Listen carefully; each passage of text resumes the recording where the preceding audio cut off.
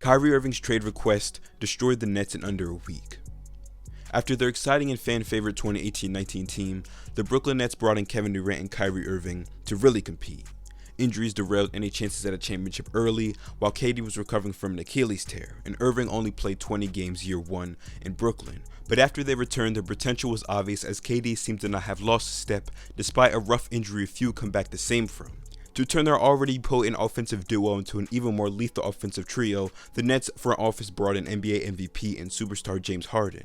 The Nets immediately became one of the hardest teams to guard in NBA history, with an opportunity to dominate. But all of that has fallen apart, and Kyrie Irving's February 3rd trade request has put the finishing touches on this disappointing era. In this video, I will talk about the two trades the Brooklyn Nets made, giving away their two stars in under a week, who I believe to be the winners and losers in this situation, and how these moves affect the future of these franchises and the league as a whole. My name is Rxkz with Hoops x2. Let's get into it. First off, the Brooklyn Nets are very obvious losers in this entire situation. They went from a championship level team to a fun team in just a matter of days. After coach Steve Nash and the Brooklyn Nets parted ways, longtime assistant Jacques Vaughn took over as the head coach. Immediately, the team improved defensively and their offense began to flow better, and the wins started to pile in. They started 2-5. Nash was fired, then they ended up 27-13 after a win versus Miami January 8th. The game, Kevin Durant sustained an MCL injury. They went 7-6 from this injury to Kyrie's trade request, staying afloat despite being without their best player. And this is why this trade request felt so weird and out of nowhere.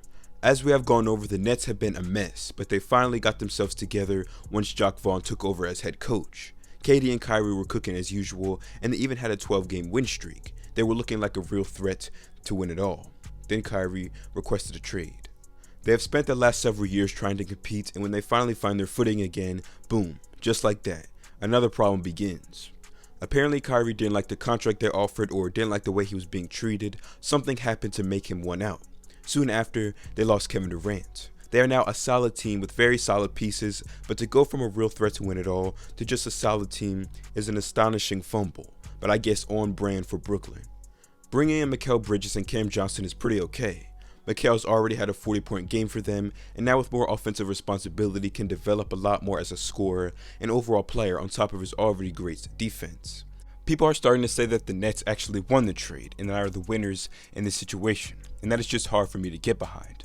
I understand that Mikal has been incredible and he looks like he can sustain a high level of play for a long time, but you had your sights set on a championship and now are far from it, and in my opinion that cannot make you a winner. People are starting to say that the Suns will regret trading him, but that is also hard for me to believe considering the fact that they brought in Kevin Durant. Mikal's future is bright and the Nets got a good one, but winning a championship was their goal. Cam Thomas also has a much better opportunity and has already showcased his ability with more touches. And they still of course have Nicholas Claxton, one of the best young defenders in the game. Very good young core to move forward with good vets, and people like this new team. But again, this being your return and foundation after this was your team and you had a great potential to compete is disappointing. Losers. Moving on. Kyrie Irving wanted out of a trade for the third time in his career, and yet again, he got what he wanted. The Brooklyn Nets traded Kyrie Irving and Markieff Morris to the Dallas Mavericks for Spencer Dinwiddie, Dorian Finney-Smith, a 2029 first-round pick, and 2027 and 2029 second-round picks. For his career, Kyrie Irving has been pretty unavailable. In his 4 seasons with the Nets, he played 20 games, 54 games, 29 games, and this season he played just 40 of the Nets' 52 games before he was traded. He's also missed multiple key playoff moments for all of his teams due to injury, and he has missed time during the regular season for a multitude of reasons. We know how good Kyrie is on the court when he is playing. I believe he's one of the best scorers in NBA history, but while being one of the best talents in the game, he's also one of the least reliable players in the league. He is great, but you never know when he will be able to step on the court and do his job. With that being said, I guess I would consider him a partial winner in this all. He is now getting a chance with the Dallas Mavericks as he adds to the long list of superstar teammates he has had in his career with Luka Doncic, and ultimately, this is what he wanted, to be gone. But the Mavericks don't seem to be exactly where Kyrie wanted to land. He said in his first interview with the team, he can't focus on what could have been or what should be when it comes to the botched trade to the Los Angeles Lakers. To me, this clearly sounds like he wanted to go to LA. There were multiple reports about his preferred destination being the Lakers to team up with LeBron once again, but the Nets owner Joe Tsai refused to deal the All-Star to LA, and we'll get more into that later.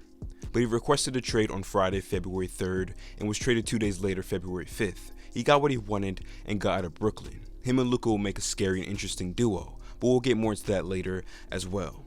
The instability Kyrie brought seems to be a theme with the Nets, as one of the rockiest franchises in the NBA. And they now have one of the biggest failures in recent memory. And that brings us to the next big player affected by this trade. 30 years from now, we may look back on this era of the NBA as the player empowerment era. Fans look at the championship Boston Celtics with Paul Pierce, Kevin Garnett, and Ray Allen, or even LeBron James' decision as the start of this era, but the way guys move around currently is unprecedented. And Kevin Durant very well may be the face of player empowerment. KD is one of the best players in the game and one of the best players this league has ever seen. Going from Golden State, where he became a multiple-time champion and Finals MVP, Kevin Durant was still left waiting for his career like many greats are, even after winning big. He was on his way to Brooklyn to team up with his friend, Kyrie Irving. But as we have gone over, the Nets were a mess, and as soon as Kyrie was traded to Dallas, many of us assumed Durant would be on his way, and that he was, and he is a winner in this situation. Now with the Phoenix Suns, he has yet another chance at a championship. Durant is not a young guy at 34 years old. A superstar being moved this soon after a request or situation is not common. KD even requested a trade in the offseason, and it lasted the whole offseason before he accepted his place on the Nets. So to be moved within days to his Suns team with championship aspirations is a great outcome for the superstar. The Nets have been a dumpster fire ever since he and Kyrie landed there, and Durant escaped to a better situation that is also more stable. KD is still very obviously one of the best in the game and has already showed what he can provide to this team. Since losing in the finals in 2021, the Phoenix Suns have struggled to get back to that level. After earning the first seed last season, they lost to the Luka-led Dallas Mavericks in round 2 and were obliterated in game 7.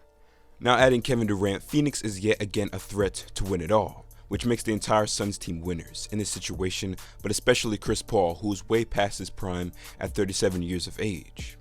CP3 is one of the best and most complete point guards the game has ever seen. He has showcased his elite playmaking and passing, mid-range ability, defense, and leadership across multiple franchises, but he is declining, and he's still missing one thing, a ring. But the addition of Durant gives him another chance. Having to guard Durant and Booker will be a nightmare for all teams, and Booker has been playing great with Kevin Durant so far. The mid-range ability with this duo is disgusting and will be unguardable come playoff time. This gives Paul the ability to coast at times, which he arguably needs at his age. KD to the Suns widens the championship window for the both of them, and as we know, KD is still a top player in this game. He has already started to showcase what he brings to this team. His efficiency has been off the charts as usual, and he fits right in, and hopefully he's not out for too long. The scoring he has provided for well over the decade is lethal and continuously impressive, and he takes the Suns team to another level. Winners. I consider the Dallas Mavericks winners in this situation, and it is pretty simple. In this league, you need to surround your stars with championship level help. Like we spoke about earlier, we are in the age of player empowerment. Guys can and will exercise their right to move around the league as they please and force themselves out of unfavorable situations. The Mavericks had to bring in Kyrie Irving. Luka Doncic has had a historic start to his career, a perennial MVP candidate at 23, a 4-time All-Star, and has already led his team to a conference finals appearance. The Dallas Mavericks have lost players like Kristaps Porzingis and Jalen Brunson, Luka's past running mates, and they seem to be hesitant to re-sign Christian Wood. Overall, they have done a poor job with building around Luka. Now next to Kyrie Irving, he's playing with his best ever teammate by far. And while they have not been great in terms of winning games, this duo has insane on-court potential. Kyrie Irving has the best handles we have ever seen and is without flaw as a scorer, and he seems effortless. Luka Doncic has carried the Mavs franchise since he came into the league as an elite scorer and playmaker. Dealing with this team come playoff time will be a nightmare. We have seen Kyrie as a number 2 before, and he can flourish in this role. And as much potential as this duo and team have, especially if they can fill out the roster in the offseason with more defenders, Kyrie is a free agent this offseason and very well could be on his way. When he first spoke about arriving in Dallas, he seemed not to have preferred them. Then making this move was of course a gamble he could leave in the offseason for nothing, but one that kind of had to make. The other choice was to keep your players and picks and pray Luka can drag you to another conference finals, but this time without Jalen Brunson, and live with the result. I guess they could bank on having another star become available and signing him, but they really can't afford to just wait on a guy to come when they've already gone through this many years with Luka. This sort of method can't work in the NBA. You need star power. Every superstar ever needed star help to win, for the most part. So this move, although risky, was probably the right move to make. I count them as winners in this situation right now, as well as Luka, especially if they can re-sign Kyrie in the offseason. But it will be very interesting to see what happens this summer in Dallas. The last team I want to talk about is the Los Angeles Lakers, and their stake in this whole Kyrie Irving situation. When you have talents like LeBron James and Anthony Davis, surrounding them with solid role players will result in championship contention. Simple as that. We saw it in 2020 and they won the whole thing. Along the way, people try to make it seem like the Lakers' opponents had a chance to knock them off, but in reality, none of these teams were beating LeBron James and Anthony Davis. You feel good about your chances when you surround them with even decent role players, so when you have a chance to stack the deck even more, you go for it, and that's what the Lakers did at this year's trade deadline, but they fell short. Lakers fans were disappointed, and so was LeBron. Originally, they were losers in this situation, but they have since filled out their roster and are much better because of it. And they still have to add LeBron James back into this mix. So this really changes everything when it comes to this situation. Even if Kyrie wants to come to LA this offseason, should the Lakers give up valuable pieces and go for the home run, it may not be worth it considering Kyrie's unavailability issues. He is a wild card. LeBron is 38 and is looking to compete for championships. I don't know if you can afford to bring in Kyrie and hope he's there when you need him to be, especially when this new team looks great. Lakers fans seem to be happy with their new team, and they seem to not want Kyrie Irving anymore. And again, you do not need a third star to compete, but consistent role players outside of your two superstars. But what do you think? Do you think the Lakers should go after Kyrie Irving this offseason? Personally, I think it's tricky. He's a hard talent to say no to, but your roster now is more than good enough to win big, so I say they should re-sign everybody and roll with this new squad. But let me know what you think below. These have been my thoughts on the chaos Kyrie Irving caused at the NBA trade deadline. Thank you guys for watching. This has been Shoutout with Hoops x2.